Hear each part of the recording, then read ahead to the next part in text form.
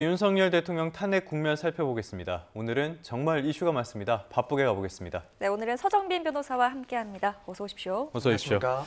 자, 먼저 짚어봐야 될 게 오늘 오전 10시 윤석열 대통령의 형사재판 첫 공판 준비 기일이에요. 이건 절차가 어떻게 진행되는 겁니까? 네, 이 해당 절차는 이제 실제로 공판 기일 정식으로 진행되기 이전에 예. 이런 복잡한 사건에 대해서 먼저 갖게 되는 그런 절차인데요. 구체적으로는 이제 이 사건에 대해서 쟁점들이 무엇인지, 그 쟁점들에 대한 검찰 그리고 피고인 측의 입장이 무엇인지를 간략하게 확인을 하고, 또 나아가서는 이 증거에 관한 의견을 서로 밝히는 그런 절차입니다. 이 증거에 대한 의견이라는 것은 결국 이제 검찰이 제출한 이 재판에서 사용될 수 있는 그런 증거들에 대해서 피고인 측, 그러니까 윤 대통령 측에서는 해당 증거 등 중 일부에 대해서는 뭐 동의를 하거나 혹은 일부에 대해서는 증거로 사용할 수 없다는 등 이런 의견을 밝히는 절차를 이야기를 하고요.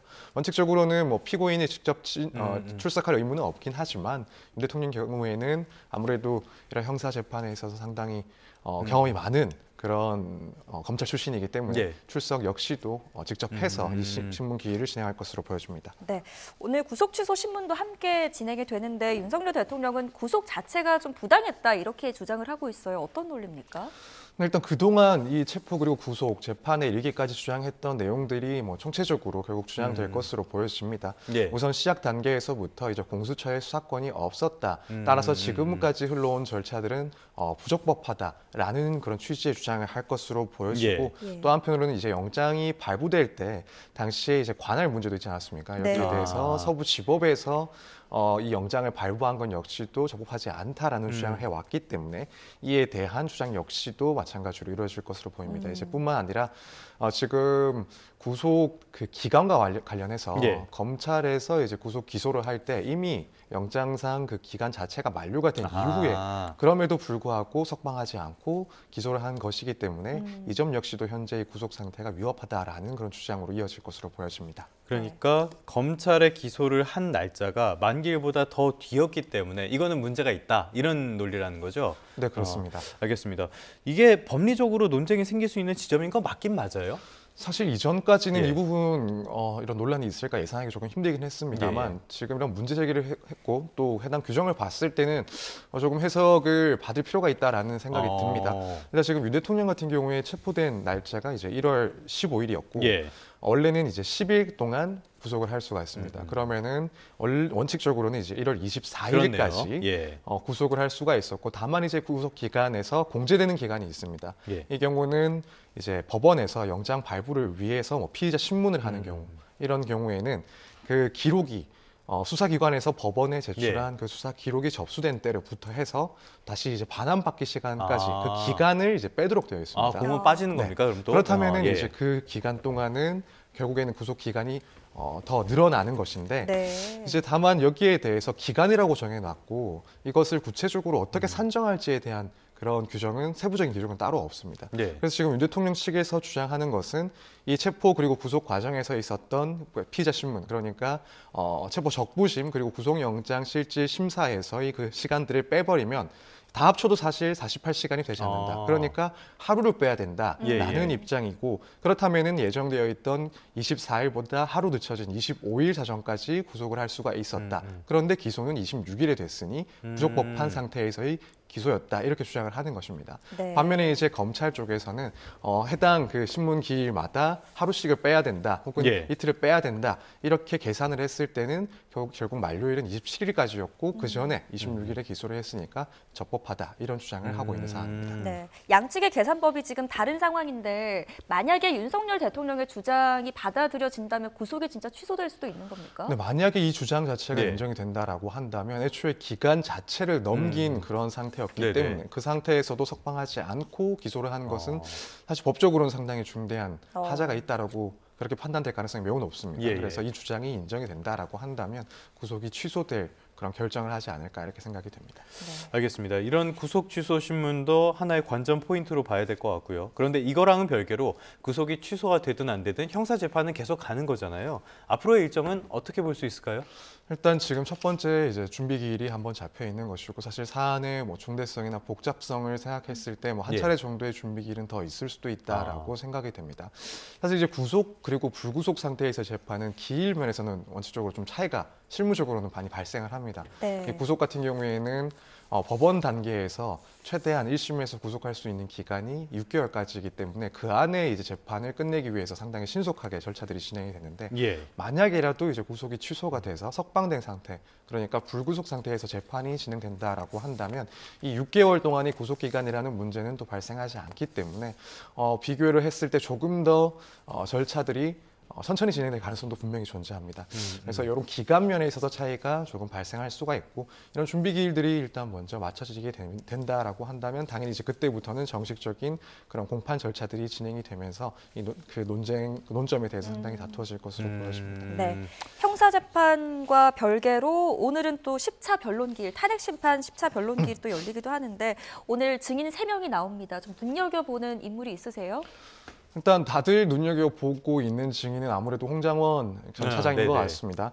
지금 홍장원 전 차장 같은 경우에는 이 계엄 당시에 대통령 그리고 여인영 전 사령관으로부터 정치인이나 혹은 유력한 인사들에 대해서 체포 지시를 받았다라고 네. 상당히 중요한 진술을 했고 윤 대통령 입장에서는 상당히 부담스러운 그런 예. 답변을 한 인물이기 때문에 이제 윤 대통령 측에서는 여기에 대해서 그 신빙성을 탄핵해야 될 필요성이 있었고 네. 이제 이후에 조태영 국정원장이 홍장원 전 차장의 진술에 대해서 상당히 의문을 갖는 그런 답변들을 했었기 때문에 다시 한번 결국에는 오늘 증인 신문이 이루어지는 예. 상황입니다. 특히 홍장원 전 차장이 작성했다는 그 메모 경위와 관련해서 네. 지금 조태영 원장 측에서는 사실관계가 맞지 않는다라는 그런 주장을 해왔기 때문에 과연 이번에 이제 증인 신문에 참석을 해서 이런 의혹들에 대해서 어떻게 해명을 할지 이 부분을 상당히 주목하고 있는 상황입니다. 그래서 다들 이제 홍장원 국정원 전 차장의 경우에는 매우 집중을 하고 있는 상황인 것 같고 네. 저는 개인적으로 이제 조지호 경찰청장의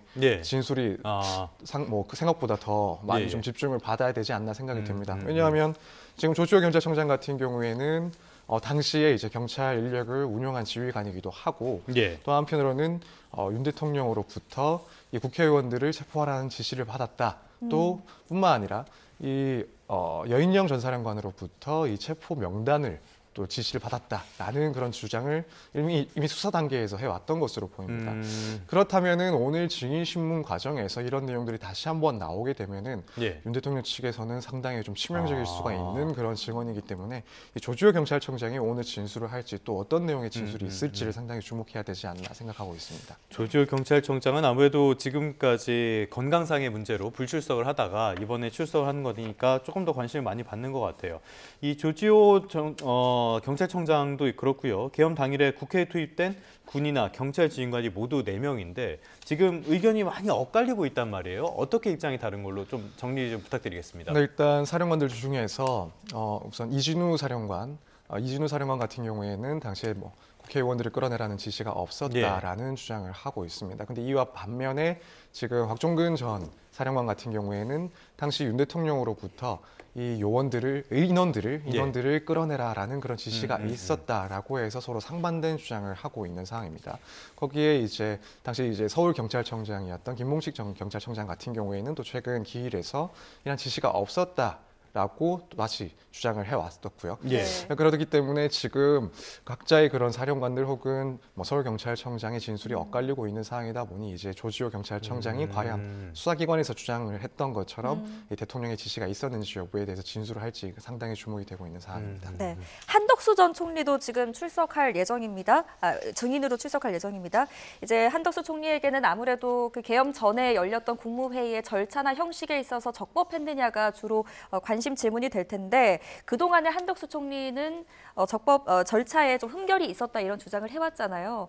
오늘 좀 어떤 증언을 할 것으로 전망을 하세요? 우선은 저도 개인적으로 예상을 하기에는 비슷한 주장을 그런 진술을 하지 않을까라고 생각이 듭니다. 예. 사실 이 부분에 대해서 이미 국회나 혹은 알려진 바에 의하면은 사실상 간담회와 같은 수준이었다. 이제 과거에 그런 네, 실제 그렇죠. 국무회의와 비교했을 때는 그 실체적인 혹은 절차적인 요건에 있어서 상당히 흠결이 있었다라는 주장을 해오고 있습니다. 그리고 이제 한덕수 총리 같은 경우에는 지금 수사 단계에서 특별히 피의자로 특정이 되어 있다거나 하는 사항은 아니기 때문에 비교적 이 국무회의와 관련해서는 조금 자유롭게 진술을 할 수 있는 입장이 아닐까라고 생각이 됩니다. 그렇기 때문에 이 국무회의 적법성과 관련해서는 기존의 그런 진술들을 유지하는 수준에서 진술할 가능성이 높지 예. 않나 이렇게 생각이 됩니다. 알겠습니다. 한덕수 총리에 대한 탄핵 심판 이 부분도 어제 있었는데 이건 잠시 뒤에 조금 더 살펴보도록 하겠고요. 일단은 윤 대통령 이야기 조금 더 많이 해보도록 하겠습니다. 이 오늘 10차 변론 일정이 너무 많아서 오늘은 멀미가 날 것 같아요. 오늘 밤 늦게까지 진행될 것으로 예상이 되는데 이렇게 야간 재판까지 불사하겠다는 태도를 보이는 거는 빨리 마무리하겠다라는 뜻으로 봐야 될까요? 네, 일단 그렇게 보는 게 맞는 것 같습니다. 예. 결국 야간까지 진행을 하겠다라는 것은 뭐 추가적인 그런 기일까지는 고려하고 있지 않다라는 그런 판단이 어느 정도 들어가 있는 것 같기도 하고 예. 또 지금 이 10차 기일 같은 경우에는 보통 같은 경우에 2시부터 진행을 하기로 되어 있었는데 지금 이번 기일 같은 경우에는 1시간 또 지연을 해서 1시간 조금 늦춰서 시작을 하기로 했습니다. 이 예. 점 역시도 이제 윤 대통령 측에서 주장하는 바 일부를 그런 시간적인 문제로 받아들이면서 한편으로는 이렇게 시간을 좀 늦춰서 시작을 하더라도 늦게까지 재판을 모두 예. 종결하겠다. 그래서 뭐 이후에 뭐 추가적인 증인 신문이라든가 혹은 구체적인 내용들이 필요한 절차들은 별도로 진행하지 않겠다, 신속하게 끝내겠다 예. 이런 의미가 좀 포함되어 있는 게 아닌가라고 생각하고 있습니다. 네. 그런 의도대로라면 이제 사실상 마지막 증인 신문이 될 가능성이 점쳐지고 있는데 이대로 종결된다면 남아 있는 이제 절차는 어떻게 됩니까? 물론 이제 오늘 절차로 종결될지에 대해서는 조금 생각은 해봐야 될 것 같습니다. 네네. 증인 신문이야 이제 오늘 끝을 낸다 하더라도 네. 그리고 앞으로의 추가적인 증인 신문이 없다 하더라도 그래도 이제 국회 그리고 윤 대통령 측에게 최종적으로 의견을 질술할 수 있는 기회를 한번 부여하지 않을까. 그걸 네. 위해서 하루 정도의 기일은 더 잡을 수 있을 것 같습니다. 일단 그렇게 되면 뭐 10일차 변론 기일에 마무리가 예. 된다라고 예상을 해볼 수가 있을 것 같고 이제 그렇게 기일이 모두 종결된다라고 하면 결국에는 이제 재판관 회의 그러니까 이제 평일을 거쳐서 예. 재판관들이 각자의 의견을 회의를 하고 또 결국에는 표결을 통해서 다수의 의견을 정하게 됩니다. 예. 이후에는 뭐 다수의 의견이 정해졌다라고 한다면 거기에 맞는 이제 판결문을 작성을 하게 되는 것이고 뭐 일부 반대하는 재판관이 있다라고 한다면 뭐 반대 의견 혹은 소수 의견의 그런 내용까지도 포함을 해서 최종적으로 완결적인 그런 판결문이 작성이 예. 되고 또 선고가 되게 됩니다. 네. 지금 8명 중에서 6명이 인용을 해야지 되는 거니까요. 네.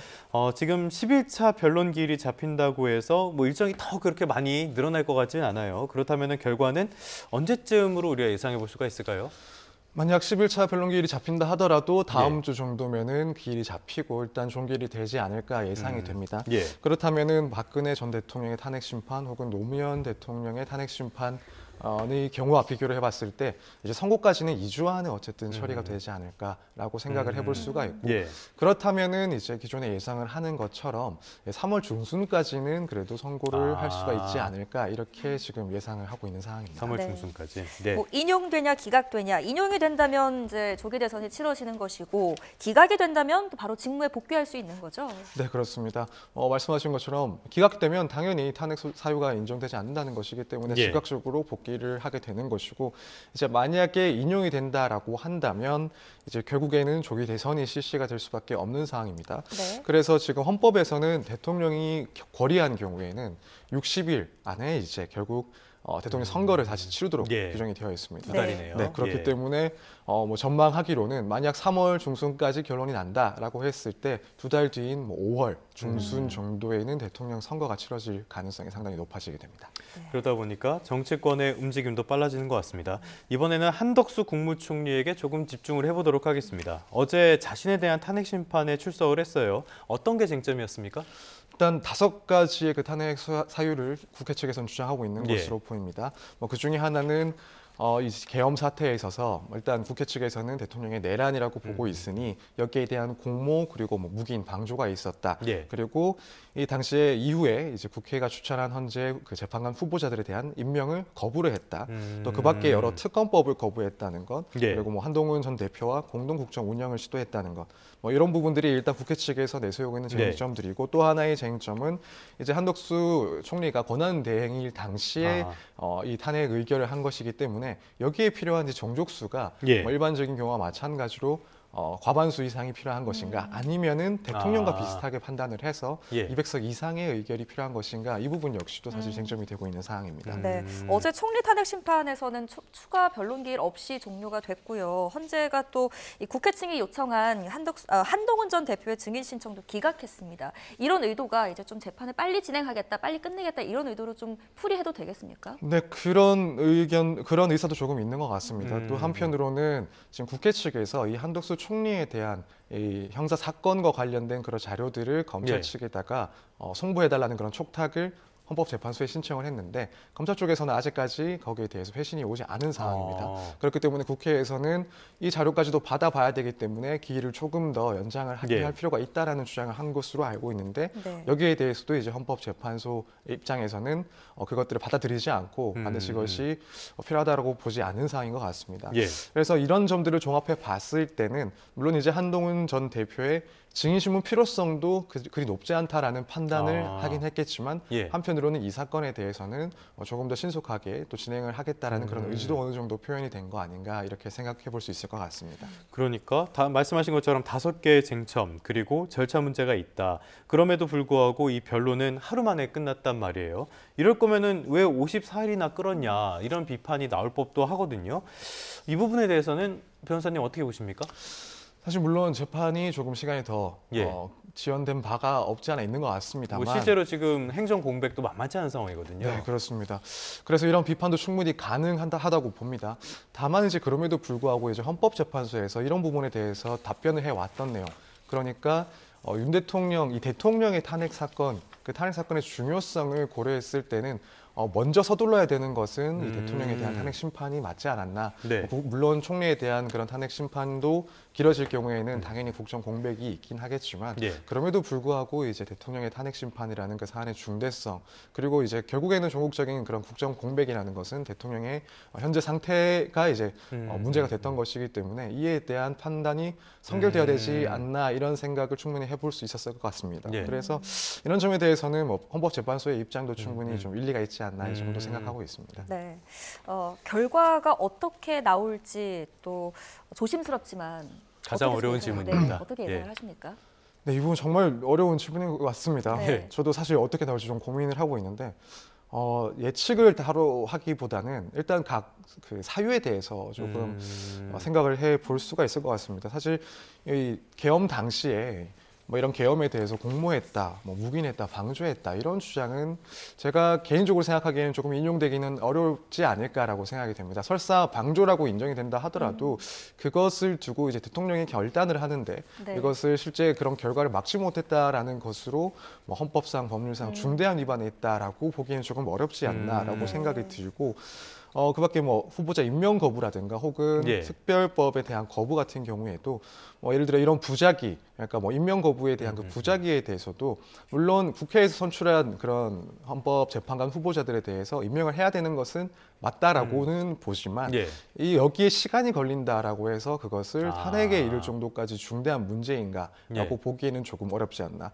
또 한편으로는 거부권과 같은 경우에도 이 부분은 일단은 뭐 대통령의 권한 대행으로서 또 법률상 헌법상 거부권을 규정을 해두고 있기 때문에 제2 요구권을 행사한 것을 두고 마찬가지로 좀 탄핵까지 이루어야 된다라는 점을 좀 판단하기는 어렵지 않나 이런 생각이 듭니다. 그래서 뭐 의결 정족수 논란이야 또 이제 법률적인 문제 판단이 들어가긴 하겠지만 이 각각의 사유에 대해서는 분명히 헌법재판소 입장에서는 상당히 고민을 하고 네. 있지 않을까 이 정도 예상을 해보고 있습니다. 알겠습니다. 어떤 결론이 나올지 또 언제 나올지 이 부분도 관건일 것 같습니다. 앞으로 지켜보기로 하고요. 끝으로 이 문제 한번 살펴보도록 하겠습니다. 헌법재판관의 후임자가 임명되지 않을 경우에는 기존 재판관의 임기를 6개월 자동으로 연장한다. 민주당이 내놓은 개정안입니다. 이거 취지 설명 좀 부탁드릴게요. 네, 그 지금 상황이기 때문에 결국 이런 예. 법안이 나오고 있는 상황인 것 같습니다. 결국에는 이 정해져 있는 6년의 임기를 마칠 즈음해서 이런 탄핵 심판과 같은 중요한 사건이 예. 있을 때 만약 뭐 심리가 지연이 된다거나 혹은 절차들이 복잡해서 이 탄핵 심판에 참여를 했던 재판관들이 결국에는 임기 끝이 나고 나서야 또 새로운 이 헌법재판관이 임명되고 나서야 결론이 날 수도 있는 그런 문제가 발생을 한다라고 보고 이 6년이라는 헌법상 규정되어 있는 임기를 특별한 경우에 이 연장을 할 수 있는 예. 그런 법률안을 일단 마련하고 있는 상황으로 보여집니다. 그럼 이건 헌법재판소법을 바꾼다는 겁니까? 네, 일단 그런 예. 식으로 바꾸겠다라는 것 같은데 사실 조금 이 부분은 좀 논란이 있을 수 있는 부분이라고 생각을 합니다. 왜냐하면 임기에 대해서는 이제 헌법에서 규정을 하고 있습니다. 아. 그래서 6년 동안 임기를 하도록 규정을 하고 있고 또 여기에 대해서는 연임이 가능하다라고는 규정되어 있지만은 과연 이것을 법률로 연장할 수 있는 것까지도 규정을 할 수 있을지에 대해서는 상당히 조금 논란이 충분히 있을 만한 그런 내용이라고 보여집니다. 네, 지금 여당 측에서도 이거 분명히 위헌 소지가 있는 거 아니냐 이렇게 하면서 의도에 대해서도 지금 의혹을 제기하고 있습니다. 이거 헌재 장악하려는 시도 아니냐 이런 얘기 하는데 어떻게 생각하세요? 사실 그런 비판점은 일단 뭐 정치적인 부분이기 때문에 뭐 네네. 변호사로서 사실 뭐 맞다 틀리다 판단하기는 네네. 조금 어려운 것 같은데 아무래도 이제 시기상 그런 문제들이 제기될 수밖에 없는 상황인 것 같습니다. 결국 이제 민주당 측에서는 현재 이제 4월까지 임기가 만료되어 있는 그 임기가 예정되어 있는 그런 재판관들의 임기 안에 이 탄핵 심판이 종료가 되어야 된다라는 판단을 당연히 하고 있을 거고 그렇기 때문에 이제 여당 측에서는 이것은 뭐 실제로 그런 필요성을 인정을 하고 진행을 하는 것이 아니라 결국 이 탄핵 심판들을 이 현재 구성되어 있는 재판관들 안에서 해결하도록 하는 결국에는 이 사건들에 대해서만 한정적으로 네. 목표 삼아서 이런 법률안을 결국 만드는 것 아닌가. 또 한편으로는 말씀드린 것처럼 이제 헌법상의 규정과도 예, 사실 조금 불일치할 수 있는 부분이 있고 그래서 이런 점들까지 포함을 해서 이런 비판을 하고 있는 상황이라고 예상이 됩니다. 뭐 정치적인 의도는 알겠는데 일단 법에는 상위법 우선 범칙이 있고요. 헌법이라는 거는 법헌의 법법자를 써서 법 중의 법이니까 여기를 이게 하위법들이 어긋나면 안 되니까 이런 논란이 생기는 것 같습니다. 자, 만약에 이게 국회 문턱을 넘는다라고 했을 때는 상황이 더 복잡해질 것 같은데요. 윤 대통령 탄핵 심판 전에 이게 만에 하나라도 적용될 가능성은 얼마 된다고 보십니까? 사실 근데 이 법률안이 만약에 이제 국회 의결을 일단 예. 거쳐서 넘어간다라고 하면 사실 지금 최고단 대행이 또 여기에 대해서 네, 거부권 그러니까 제2요구권을 행사할 가능성이 상당히 높다라고 보여집니다. 특히 지금 이 법률안 자체는 이제 헌법과 조금 일치하지 않는 부분도 있기 때문에 이 제1의결을 요구할 만한 그런 명분도 어느 정도 있지 않나라고 생각이 되는 상황입니다. 그래서 실제로 이제 법률안이 통과되기까지는 시간이 많이 지연될 수도 있긴 하지만 네. 어쨌든 재의결까지도 필요하지 않나 그런 상황이 오지 않을까라고 생각을 하고 있습니다. 그렇다면은 여기에 소모되는 시간이라든가 혹은 재의결을 했을 때 이제 그 의결 요건들을 다 통과할 수 있을지에 대해서도 조금 의문이 있는 상황이기 때문에 결국 윤 대통령의 탄핵 심판이 마무리되기 전까지는 이 법률안이 통과될 가능성은 조금 낮다라고 생각을 하고 것이다. 있습니다. 예. 네, 이 탄핵 심판을 두고 여야의 공방 그리고 뭐 재판소 외부의 어떤 여론도 지금 굉장히 들끓고 있는 상황인데 이런 것들이 또 재판에 좀 영향을 미칠 수도 있을까요? 그런 가능성 어떻게 보세요? 네, 저는 개인적으로는 그런 가능성이 낮다라고 봅니다. 사실 지금 이 탄핵 심판이 진행되는 과정에 있어서 특히 뭐 헌법재판소의 절차 진행에 대해서 여러 비판들이 있기도 했었고 또 일각에서는 뭐 재판관의 성향이라든가 혹은 과거의 그런 이력들을 문제 삼아서 뭐 여론들이 상당히 좀 발생을 한 지점들이 있긴 합니다.